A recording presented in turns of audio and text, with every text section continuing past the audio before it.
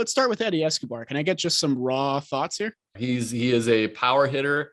He's a guy that's not great on defense. Bring some speed, just bring some fire. He's a great guy to bring into a lineup. The reason why I really love this signing is because Eddie Escobar had a good season last year, 109 OPS plus, 28 home runs, 26 doubles, all nice things. StatCast has this great thing where they can project the expected home runs for each hitter at a certain ballpark based on how far they've been hitting the ball throughout the season and all that data. If Eduardo Escobar would have played at Citi Field last season, he would have had a 38 home run season. That's 10 more than he actually hit. I have to believe the Mets front office took that data into account because the Mets, had plenty of trouble getting the ball in the air, hitting for power at their home stadium this year. So if you have a guy that's sort of built and carved out for your stadium and you can get him at a cheap price, like 10 million AAV, you pounce on that. So this was an excellent signing by the Mets. But I'm excited for this signing. I think it's a pro and it's only 2-year sign. Like it's a 2-year deal, which gives us flexibility moving forward. That's clutch for a guy of his caliber to get locked in for 2 years.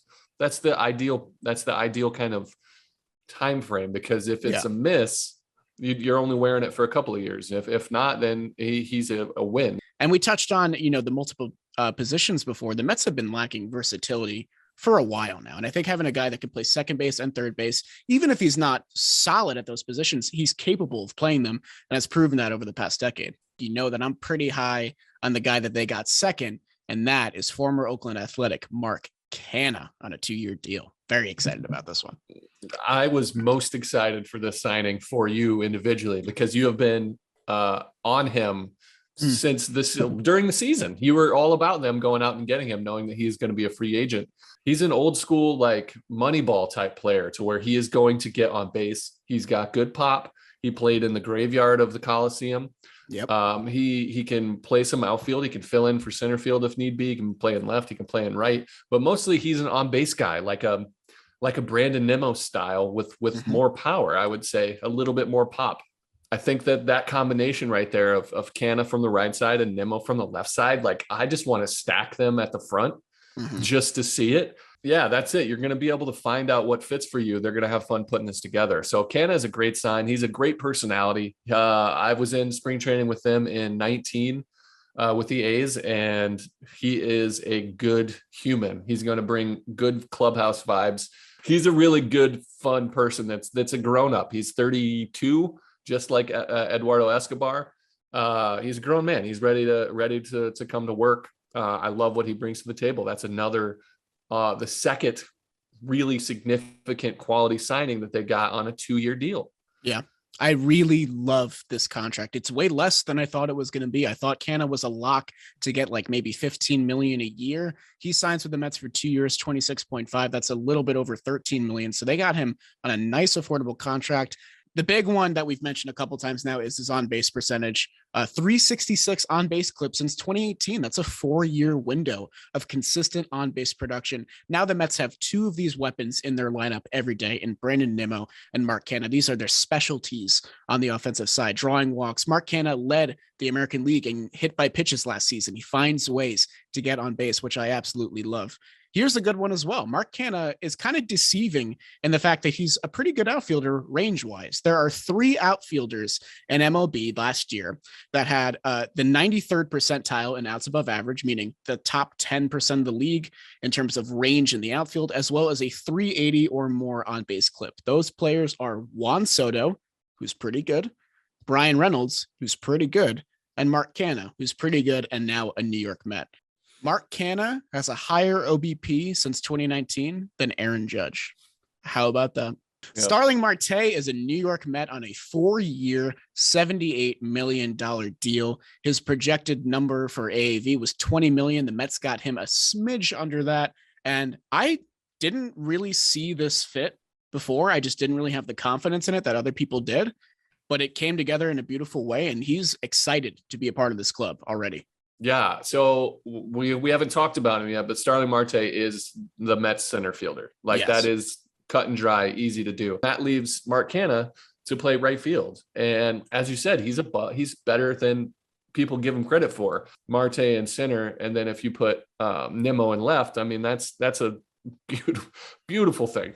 It's a little scarier as far as contract goes because he's older and he plays such an athletic style of baseball that injuries could make him less valuable. But as far as I'm excited for it, because all signs point to this guy just continuing to be a great presence. Since 2013, so that's 8 seasons. I'm gonna do 7 seasons, exclude 2020. There's only one season here where Martay doesn't play at least 500 plate appearances in a season. So he's been consistently on the field while playing a really tough position to play every day, and he brings a few things to the Mets that have been sorely missed for many years. One of which is just being a true center fielder. I feel like it's been a while since we've plugged in a guy there that can handle it defensively, like Juan Lagares or Angel Pagan, but also can do it on the base paths and with the bat, like Brandon Nemo. It's been a while since we've had the whole package out in center field because it's such a lucrative position in MLB right now, especially. This is like Ronnie Acuna style excitement from a veteran. He doesn't have that high ceiling. He doesn't have those, 50 home runs in the bag, I don't think. But he brings a style of game that is fun to watch, and it's contagious. Guys see stolen. Not only does he steal bases, he steals bases at an incredibly accurate clip. Like, he doesn't get thrown out. He's fast. How many stolen bases did he have last year? Well, here is an awesome stat. This was from Michael Mayer. The Mets' entire roster in 2021 stole 54 bases as a collective team. Starling Martay stole 47 by himself, and that led the AL. That's incredible. He's averaged 32 steals a season since 2013. That's an 8-year window. Incredible. It's a silly thing, but having a guy being on first base and you have to pay attention to him as a pitcher and pick off, especially as a lefty, because I'm a little slower, things like that. Even a righty, you got to pay attention.